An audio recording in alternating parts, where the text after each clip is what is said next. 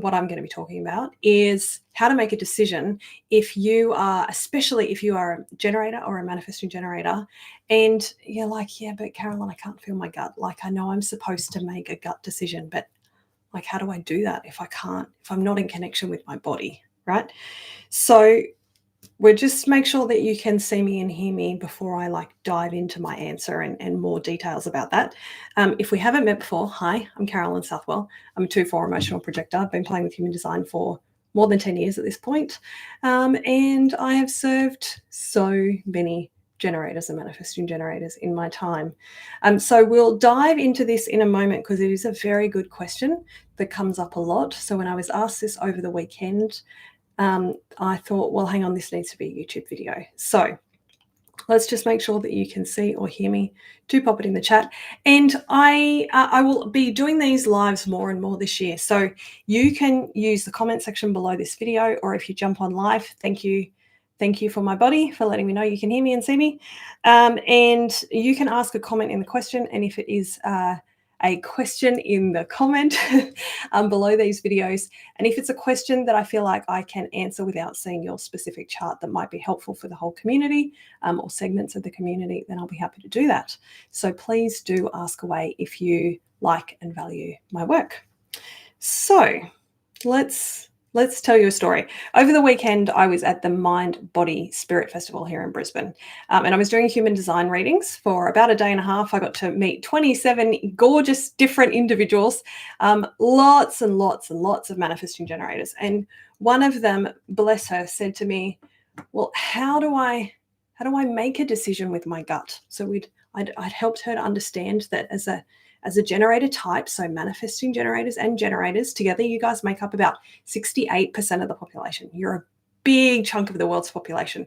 And while there are all sorts of nuances in your chart, because you're not all the same, but broadly speaking, what you all have in common is you have to start first with, what does my gut say about this? Is it a yes or is it a no?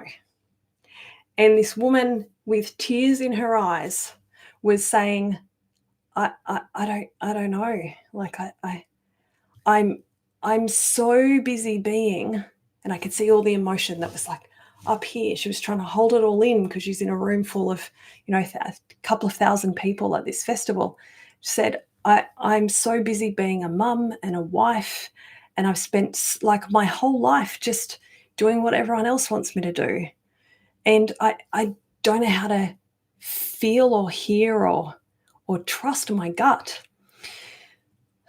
So how do I make a decision? She said. Now, I have notes here because otherwise my undefined throat will meander all over the place. So let's keep me on track.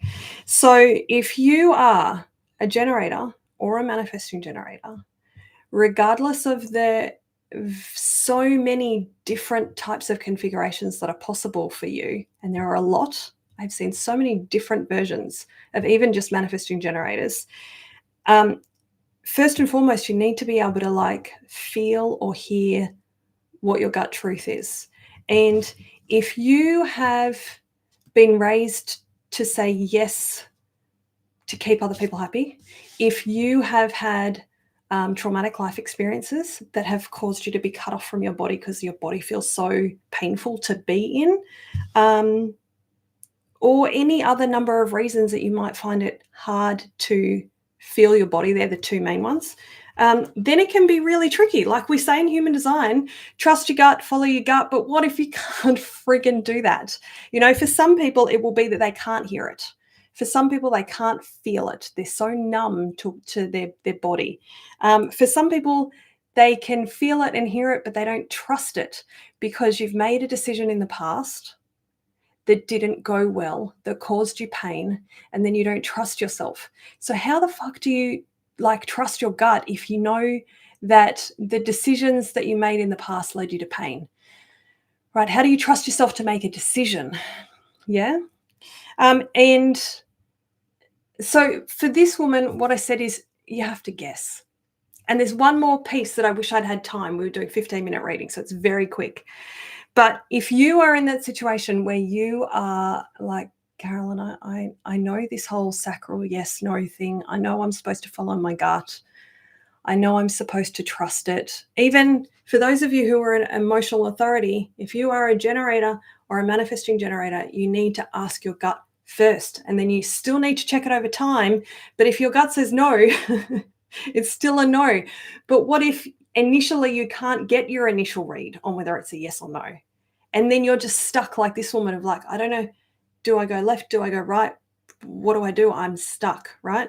So the first thing I want to suggest is that if you have a connection to God, source, angels, the universe, a higher power, some non-physical sense that you allow to guide you, then ask it. Ask for guidance from your higher power, because for some people, when they're disconnected from their body, they actually have a really strong spiritual connection, and they can allow their higher self, or whatever that non-physical omnipresence is called in your world, letting it guide you. But what do you do if you feel disconnected from your own body and you feel disconnected from source? Then you do what I suggested for this woman, and you guess. Right? You just make a guess. Now, it's not ideal. Ideally, like when this woman and I were talking about whether or not she would get coaching with me for me to support her further, my ideal with generators and manifesting generators is always to ask them closed questions, yes or no. So only their gut can answer, so that we can find out what the truth is. But in this case, this woman couldn't do this.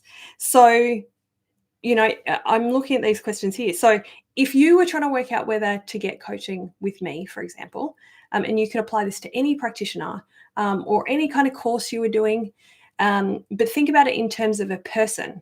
Ask yourself, do I like that person? Do I like them? If the answer is no, don't work with them.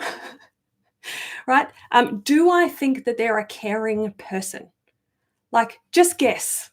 Does their behavior indicate that they care about helping people, that they seem to be a good person, right? And I know it's a bit heady, but if you really can't get into your body and can't connect to source, you have to just do something. You do have a whole lot of life experience, right? So do you like them? Do they seem like they want to help? Do they seem like there's evidence that they are a good, caring person who knows things and could help you in theory, right? And is, in this case, like, is the coaching within your time and money budget? And I say time and money because for some people, they've got the money, but they don't have the time. They're like, Carolyn, where would I fit an hour in? I'm wrangling kids. I'm working a 100-hour week. I can't fit in coaching, right? So do you have the time budget? Or do you have the money budget? So for some people, they've got the time, but they don't have the money. Maybe you don't have either, right? So if you don't have the budget for it, then it's also a no. You've got to go about your process of helping you reconnect with your body and ideally source a different way. Yeah.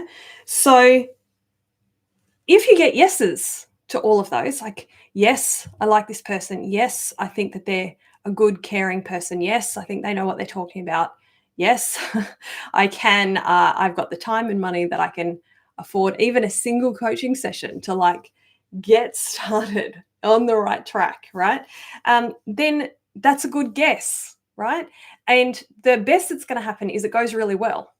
The worst that's going to happen is you don't get any further along. You don't make the breakthrough that you're looking for. And then what do you do? And trust me, that's happened for me too.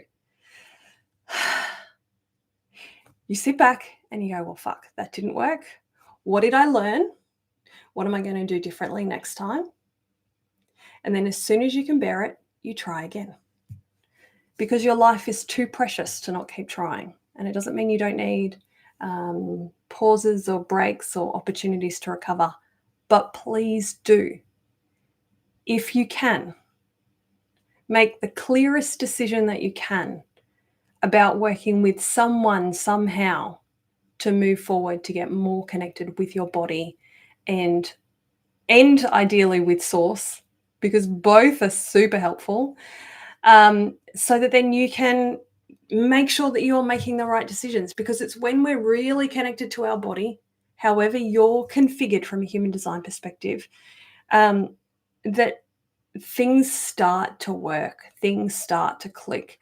And what Ra talked about of following strategy in an inner authority, it unlocks so many doors and makes so much of your life, our lives, work better when we do this. I've seen this again and again and again in my own life with my clients.